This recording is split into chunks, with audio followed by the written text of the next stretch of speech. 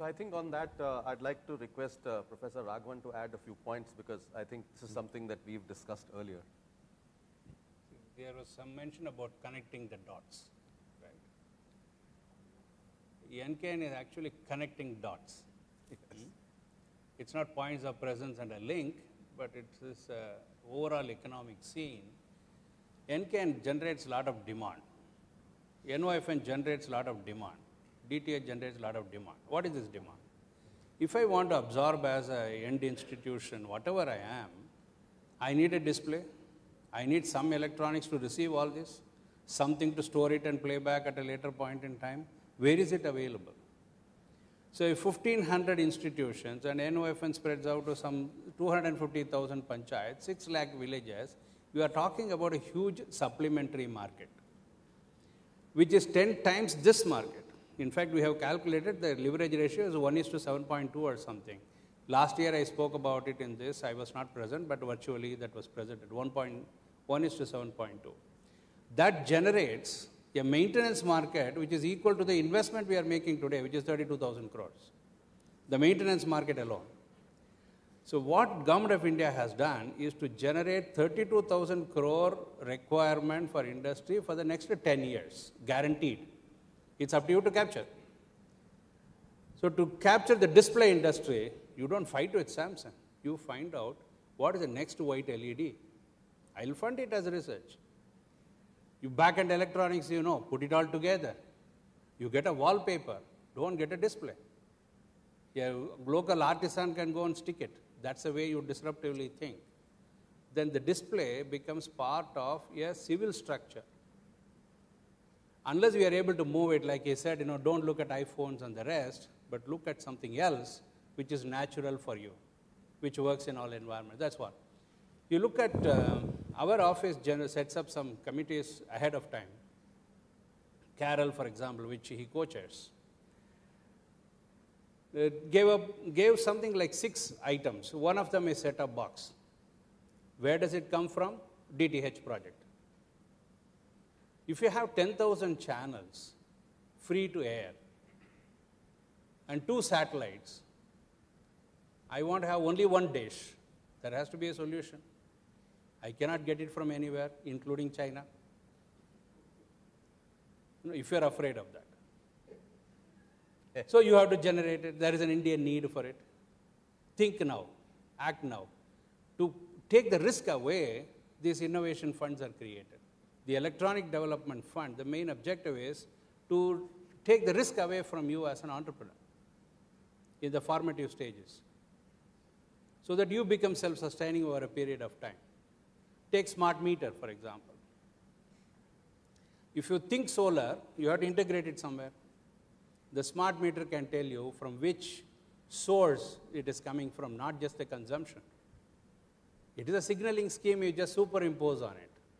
It will tell you from where these 2 bulbs are burning, out of which electricity. You can say that. Electricity you can't distinguish. But sources, from where it is drawn, where it is gone up, etc. If we keep the load flow calculation program the same as what it was in 1970s and 80s, and then add all these technologies, you will not have visibility to change. And that change, nobody is going to do it. You have to do it, because the EHVs of the West are not going to change. You are the one who will live in a hybrid environment. You are the one who will make the fundamental change behind the scene. So that is where the opportunity lies. So Carol is an example. And this nuclear submarine is an example of directed, collaborative, applied research. The other one he said about solar is collaborative basic research. It generates ideas and working systems, prototypes and so on. Somebody has to take it through the system. The academics are good in research, poor in development, zero in delivery. Industry is very good in delivery, poor in development, zero in research. You need to do the connect. And that's what people are trying to do in this game.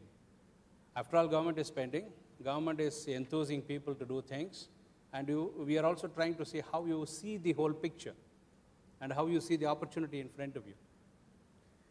Thank you. So I think I just want to add a point to this is that you look at the tactical communication system for defense.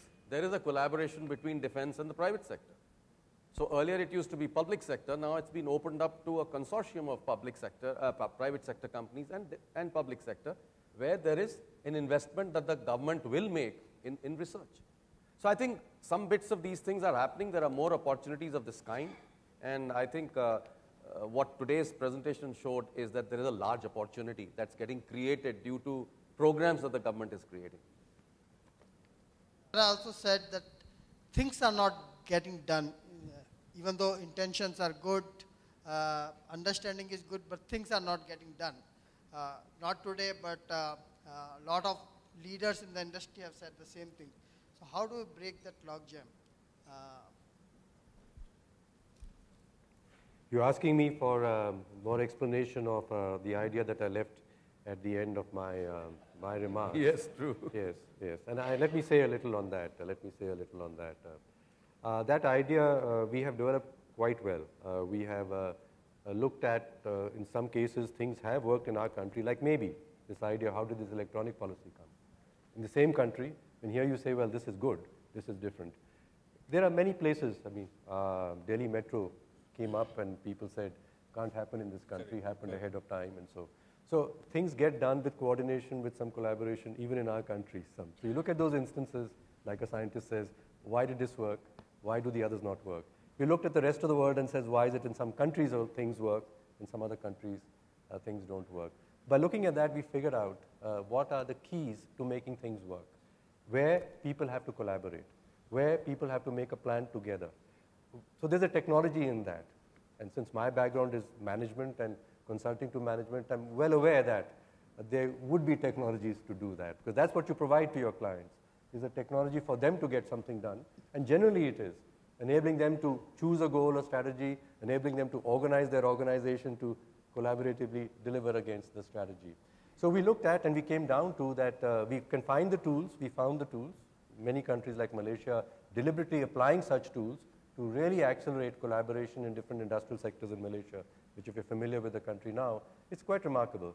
Then we went back in history a little bit and said Japan did something in the world in the late 60s and 70s, where a country which after the war, known for cheap stuff, lot of stuff, unreliable stuff, within 10 years was the hallmark of quality in the world. I mean, American cars, German cars could not compete against the quality of a Japanese car, and so on, electronic products and things.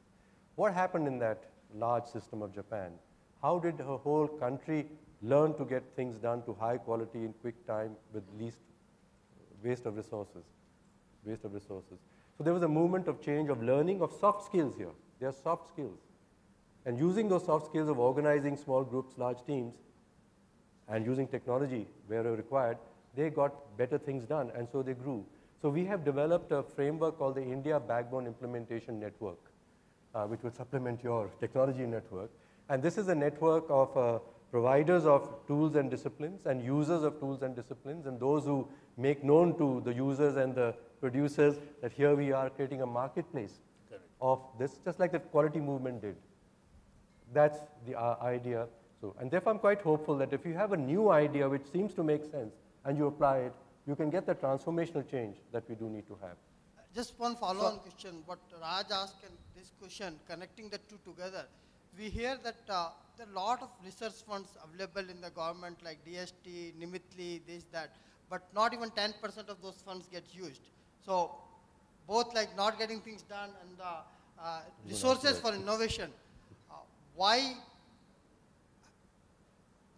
through intention, we create a lot of these funds and programs, but not even 10% of that gets used. Can you share some thoughts on that? Because Satyan Gupta doesn't ask for it and take it.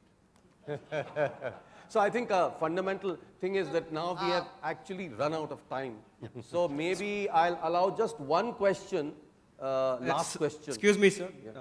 Yeah, I've been holding this mic for a while, so I request I'm to your right.